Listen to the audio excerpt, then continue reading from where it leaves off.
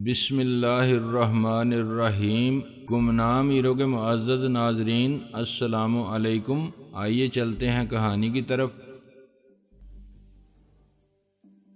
15-20 fit دور سے بھی گولی کہیں تو لگے گی۔ 6 فٹ اونچے اور 2 فٹ چوڑے یعنی 12 اسکوائر فٹ کے ہدف میں ایک گولی سے کہیں بھی سراغ کر دینا مشکل کام نہیں ہو سکتا، اور بفرض محال شاہ جی بچ گیا۔ تب بھی پہلے فائر کے بعد وہ ہوش میں آ جائے گا یا بے ہوش ہو جائے گا، پھر اسے میرے احکامات کی تعمیل کرنی پڑے گی۔ میں اسے باتھ روم میں بند کر سکتا ہوں اور باہر سے کنڈی لگا سکتا ہوں، مگر باتھ روم میں کنڈی کہاں ہے؟ باتھ روم لاک بھی نہیں کیا جا سکتا۔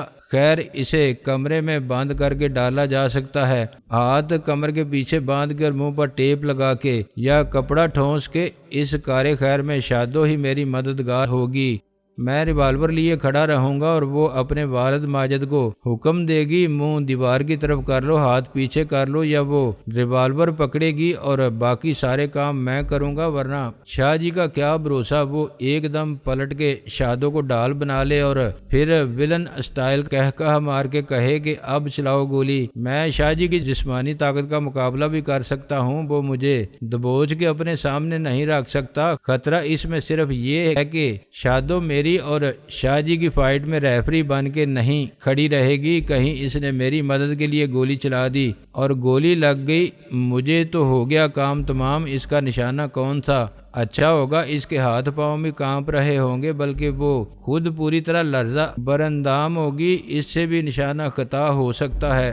مزید یہ کہ میں اور شاہ جی مصروف جنگ اور مسلسل حرکت میں اوپر نیچے درمیان میں ہوں گے۔ ایسے میں شاہ جی کے بجائے میرے خود اپنی محبوبہ دل نواز کے دستے حنائی سے فوت ہو جانے کے امکانات 50-50 ہوں گے۔ یہ ایک البتہ رومانی داستان کا بالکل اچھوتا اور نیا انجام ہوگا، جس میں مجنوں کی جان خود لیلا کے ہاتھوں جائے گی، شیریں کے ہاتھوں فرحاد کا قتل۔ Very bad.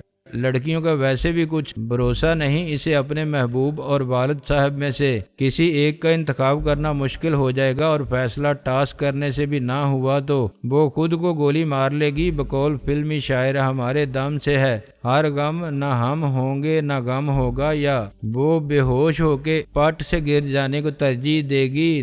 نو، یہ رسک نہیں لیا جا سکتا۔ ریوالور میں اپنے ہاتھ میں رکھوں گا اور ظالم سماج کے نمائندے باپ کو بے دست و پا کر کے خود شادو ایک مضبوط رسی اور منہ میں چپک جانے والا 3 انچ چوڑا ٹیپ اس وقت کہاں ملے گا؟ اس سوال نے میرے خیالات کی بلند پروازی روک دی۔ میں نے سوچا کہ کیا میرا وہاں آدھی رات کو بعد جانا ضروری ہے؟ ایک لحاظ سے یہی وقت مناسب تھا۔ میں اچانک سامنے پہنچ کے شاہ جی کو حیران اور پریشان کر سکتا ہوں۔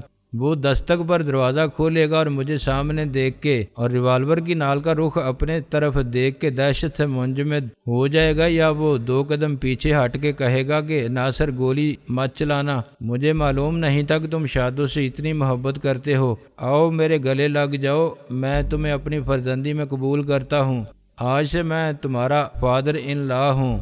لیکن صورتحال برعکس بھی ہو سکتی ہے۔ وہ کہہ سکتا ہے کہ چلاؤ گولی، میری لاش پر سے گزر کے تم شادو کو لے جا سکتے ہو، پھر اسے لاش بنانا ناگزیر ہو جائے گا۔ شادی سے پہلے ہونے والے فادر ان لا کا مرڈر، اس کے سوئم اور چہلم سے پہلے شادو ہرگز شادی پر رضامند نہیں ہوگی۔ عین ممکن ہے کہ پہلی برسی کے بعد مانے، وہ بھی ایسی صورت میں کہ قانون کے لمبے ہاتھ مجھ تک نہ پہنچ پائیں، ورنہ اس کی اگلی برسی تک تو مجھے پھانسی ہو جائے گی۔ شادو کے جذبات بھی ایک دم بدل سکتے ہیں۔ وہ کہہ سکتی ہے کہ میں اپنے باپ کے قاتل سے شادی کروں، ناممکن۔ محبوبہ کے اغوا کا یہ جان لیوا مشن ناکام ہونے کے دیگر اسباب بھی قابل غور ہیں۔ شاہ جی اگر لاؤڈ سپیکر کی طرح چلانے لگا تو نیچے سے چیختے چلاتے فقیروں کا گول بیابان ایسے اٹھ کے آ جائے گا جیسے سورہ اسرافیل پر مردے اٹھ کے عرصہ محشر کی جانب دوڑیں گے۔ وہ سب مجھ سے چمٹ گئے تو ایک ریوالور کی 6 گولیوں سے میں کتنے محبت کے دشمنوں کو راستے سے ہٹا سکتا ہوں۔ اب مجھے یہ خیال آیا کہ میں اپنی ساری ذہنی توانائی ایک مفروضے پر صرف کر رہا ہوں۔ ہو سکتا ہے کہ شادو 1000 بار خدا نخواستہ اب اس دنیا میں ہی نہ ہو، ایک ظالم باپ نے اسے اپنی جھوٹی انا پر قربان کر دیا ہو، اور اس کی لاش بھی دریائے راوی میں چند میل کے فرق سے فیقے کی لاش کے پیچھے رواں ہو، یا اس نے خود ہی فرتے یاس و عالم میں اپنی جان لے لی ہو۔ ایک دردناک خط اپنے محبوب اور ظالم سماج کے نام لکھنے کے بعد خود اپنے خون سے لکھی ہوئی اس تحریر پر جگہ جگہ آنسو ٹپکے ہوں، اور یہ خط پڑھ کے اپنی غلطی کا احساس میرے ہونے والے فادر ان لا کو صدمے سے دیوانہ کر دے۔ وہ ہر ایک سے کہہ رہا ہو کہ لوگوں، میں اپنی بیٹی کا قاتل ہوں۔ میرے تصور میں آنے والی ہر سچویشن افسانوی یا فلمی ہی تھی۔ عملی زندگی میں اس قسم کی صورتحال سے دوچار ہونے کا تجربہ مجھے کیسے ہو سکتا تھا؟ شاید کسی بھی ہیرو کو نہیں ہوتا۔ 24 گھنٹے سے زیادہ گزر گئے تھے اور ابھی تک محبت کرنے والے دو دلوں کی مواصلاتی اور ٹیلی پیتھی کا رابطہ ایسے منقطع تھا جیسے فنی خرابی کے باعث نہ تصویر آ رہی ہو نہ آواز، مگر ون ڈے کرکٹ کے نشے کے عادی ٹی وی کے خالی اسکرین پر نظریں جمائے بیٹھے ہوں۔ مجھے نہ شادو نے فون کیا نہ رئیس نے۔ رئیس چاہتا تو شادو سے میرا نمبر لے سکتا تھا، اور شادو خود نہیں کر سکتی تو رئیس سے فون کرا سکتی تھی، یا خود میں نے کوشش کی۔ میں نے اپنے آپ کو ملامت کی، کیا ہوتا اگر میں اس کا نمبر ملانے کی کوشش کرتا؟ زیادہ سے زیادہ یہ کہ نغمہ بلبل کی جگہ شیر کی داڑھ سنائی دیتی۔ شادو کے بجائے اس کا باپ بولتا۔ وہ فون پر تو گولی نہیں مار سکتا تھا۔ میں کچھ نہ بولتا تو وہ خود ہی ریسیور رکھ دیتا۔ 50-50 نہ صحیح 1% چانس تھا کہ خود شادو ریسیور اٹھائے۔ مجھ پر جو دن گزرا وہ دنیائے عشق میں ایٹم بم گرنے کے بعد پہلا دن تھا۔ دوسرے دن میں کوشش کر سکتا ہوں، ایک طرح سے یہ بھی اچھا ہی ہوا۔ شاہ جی سمجھے گا وہ نجومی کی اولاد بغلوں میں جوتیاں دبا کے ایسا بھاگا کہ مڑ کر نہ دیکھا اور پلٹ کے لیلا کا نام نہ لیا۔ یہ کل کے لونڈے سالے خاک عشق کریں گے جو چوہے سے زیادہ بزدل ہیں، نہ جان دینے کا حوصلہ نہ جان لینے کا۔ اچھی قسمت تھی کہ بچ کر نکل گیا، بھاگ گیا، یا میں نے خود بھگا دیا۔ ہاتھ آ جاتا تو قیمے کے شامی کباب تال کے کتوں کو کھلا دیتا، پھر دکھائی دیا کہیں تو۔ صبح تک میں سوچتا رہا اور ٹہلتا رہا اور سوچتا رہا۔ آہستہ آہستہ میری حکمت عملی واضح ہوتی جا رہی تھی۔ دن میں کسی وقت میں چیک کروں گا شادو ہے کہاں، اس دنیا میں ہے تو کہاں، اور جائے واردات پر موجود ہے، آزاد ہے یا شاہ جی کی قید میں۔ اگر اس نے فون پر بات کی تو کوئی مسئلہ ہی نہیں، بات نہ ہوئی تو پھر سر ہتھیلی پر رکھ کے سر سے کفن باندھ کے جانا پڑے گا۔ دن میں شاہ جی اکیلا مقابلے پر آئے گا، وہ ارواح خبیثہ کی فوج نہیں ہوگی جو دن کو میرے پیچھے لگ گئی تھی۔ اگر شاہ جی گیٹ پر ہی توپ کھڑی کیے گولا ڈالے نظر آیا تو باعزت طور پر واپسی، پھر کچھ سوچا جائے گا۔ شام کو رئیس سے ملاقات کے بعد کل کا لائحہ عمل بنے گا، اور شاہ جی نے دستک پر دروازہ کھولا تو ڈرامہ ہینڈز اپ سے شروع ہوگا۔ اسے پتہ چل جائے گا کہ ناصر کیا زبردست عاشق جاں باز ہے، اور وہ چوہے کی طرح جا کے بل میں گھسنے کے لیے نہیں بھاگا تھا۔ ہمایوں بھی ایران بھاگ گیا تھا، مگر پھر تازہ کمک اور فوج کے ساتھ لوٹا تو ہندوستان کی حکومت حاصل کر لی تھی۔ میں نے پوری رات پھر جاگ کے گزار دی تھی۔ صبح دم ڈاکٹر صاحب دستک دیے بغیر نازل ہوئے اور انہوں نے دریافت کیا کہ میں خزاں رسیدہ شاخ پر اداس الو کی طرح کیوں بیٹھا ہوں۔ میں نے کہا بس ابھی اٹھا تھا۔ انہوں نے پیزا کے خالی ڈبے اور پیپسی کی بوتل کو دیکھا۔ رات تم نے بہت دیر سے ڈنر کیا ہوگا، ہم نے جگایا نہیں تھا، اس خیال سے کہ ڈنر کا کیا ہے، صبح بھی کیا جا سکتا ہے۔ خیر یہ بتاؤ مزاج کیسے ہیں؟ میں نے کہا آپ کی دعا ہے سر۔ دعا کی ضرورت تو نہیں، مزاج درست کرنے کے لیے کل تو کچھ ایسا ہو گیا تھا کہ ہم نے بھی رکھتے سفر باندھ لیا تھا جیل یاترا کے لیے۔ ہم نے کہا کہ تمہارے بعد ہم بھی دیکھ آئے ذرا بڑے گھر کو۔ وہ ہنسے۔ بس اللہ نے خیر کی، معاملہ ٹل گیا۔ تم بتاؤ پارٹی کب دے رہے ہو؟ پارٹی کس بات کی سر؟ بھائی تم تھانے اور جیل جا کے خیر و عافیت سے لوٹ آئے اور ماشاءاللہ سے 10,000 کما لائے۔ کسی فلم میں دیکھا تھا ہم نے، کوئی تھا چور ڈاکو یا بدماش منشیات فروش، وہ خوب پیسہ لاتا تھا گھر میں، اور جب اندر جاتا تھا تو کہہ دیتا تھا کہ سال 6 مہینے کے لیے باہر گیا ہوا تھا۔ خیر اس کے بارے میں کیا سوچا ہے تم نے؟ میں چونکا کس کے بارے میں؟ وہ پھر ہنسے، بھائی میں اس نرس کے بارے میں نہیں پوچھ رہا ہوں جو ہاتھ جھاڑ کے یا شاید دھو کے تمہارے پیچھے پڑ گئی تھی، امتحان کی بات کر رہا تھا میں۔ رول نمبر آ گیا ہے تمہارا اور خوب نمبر ہے یار، 9211۔ میرا کارڈ ڈاک سے آیا ہوگا؟ نہیں بھائی، پرنسپل خود دینے آیا تھا۔ وہ ایک کرسی پر بیٹھ کے اپنا پائپ بھرنے لگے۔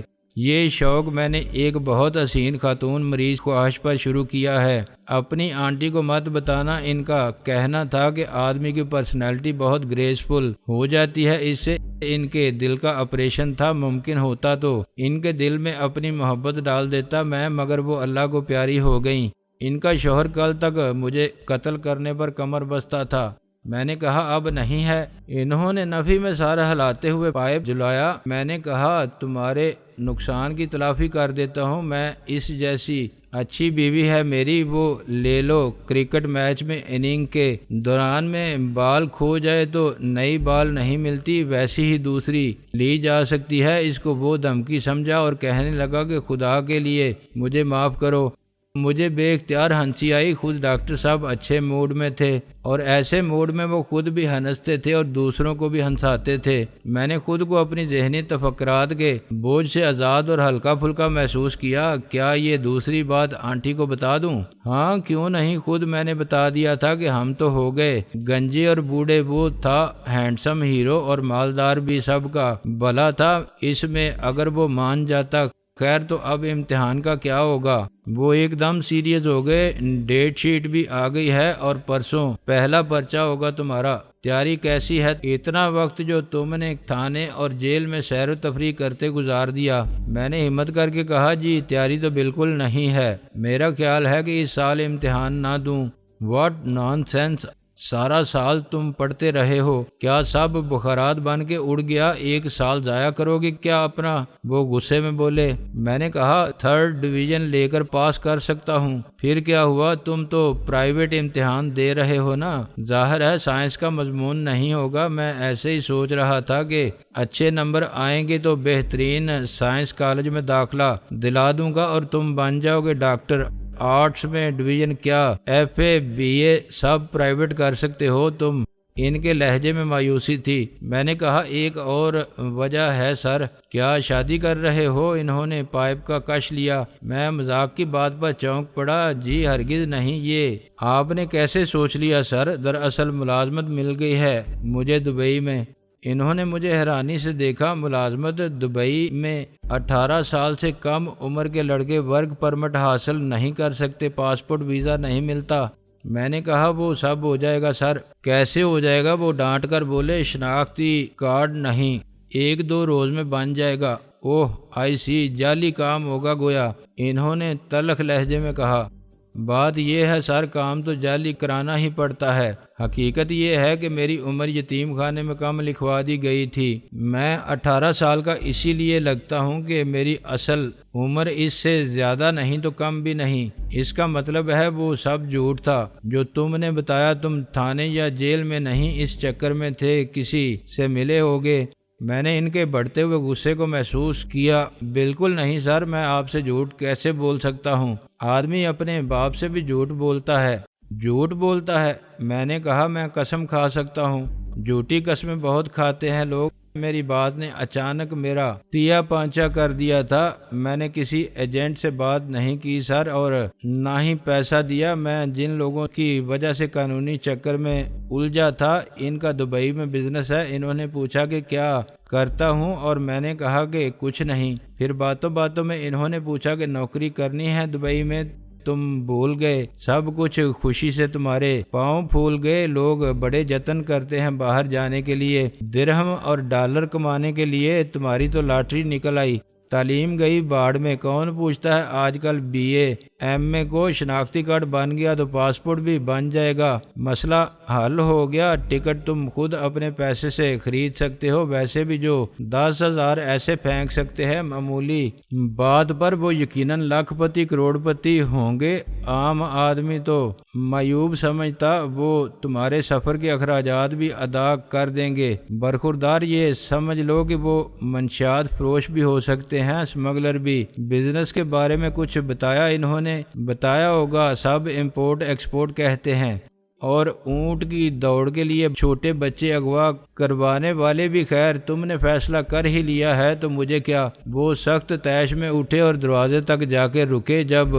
شناختی کارڈ بن جائے تو مجھے بتا دینا، میں تمہارا اکاؤنٹ تمہارے نام کر دوں گا۔ صورت حالات ایک دم بے حد کشیدہ ہو گئی تھی، لیکن یہ ناگزیر تھا، میرے سامنے اور کوئی راستہ نہیں رہا تھا۔ اس گھر میں رہنے کے لیے نہیں، صرف عارضی پناہ کے لیے واپس آیا تھا۔ میں میٹرک کا امتحان کیسے دے سکتا تھا جبکہ میرے ذہن اور اعصاب پر شادوں کا عشق اور شاہ جی کا خوف سوار تھا؟ میں امتحان کے چکر میں پڑ جاتا تو مہینے بھر انتظار کرتا، اس عرصے میں شادوں کا نہ جانے کیا ہوتا۔ خود میں امتحان دینے جاتا تو شاہ جی کے بندے مجھے امتحانی مرکز سے اٹھا لیتے۔ ابھی میں اس گھر میں رپوش تھا، شادوں کے ساتھ رپوشی کی زندگی گزارنی تھی۔ امتحان آئندہ سال بھی دے سکتا تھا، 1 سال بعد مجھے میٹرک کا سرٹیفکیٹ مل جاتا، بشرطے زندگی، مگر شادو ہرگز نہ ملتی۔ عشق کے امتحان میں فیل ہو جانا میرے لیے موت کو ذلت کے قبول کرنے کے مترادف تھا۔ جانتے بوجھتے میں ناشتے کی میز پر نہیں گیا۔ آج کسی نے میری غیر حاضری کو محسوس کرتے ہوئے مجھے پوچھا بھی نہیں، مجھے بلانے نہیں آیا اور نہ بچوں نے مجھے آوازیں دیں۔ میں نے بچوں کو ڈاکٹر صاحب کی گاڑی میں اسکول جانے سے پہلے ہی ان کو خدا حافظ کہتے سنا، پھر گاڑی سٹارٹ ہو گئی اور وہ چلی گئی۔ ڈاکٹر صاحب بچوں کو اسکول چھوڑتے ہوئے ہسپتال جاتے تھے۔